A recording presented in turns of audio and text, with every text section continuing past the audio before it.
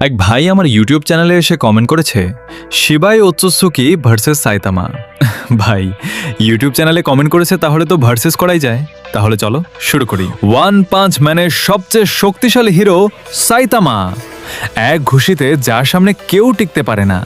কিন্তু যদি তার সামনে আসে বরুতো ইউনিভার্সের গড শিবাই ওৎসুকি, তাহলে কে জিতবে? সাইতামা এতটাই শক্তিশালী যে তার সিরিয়াস পাঞ্চে পুরো গ্রহ ধ্বংস হতে পারে।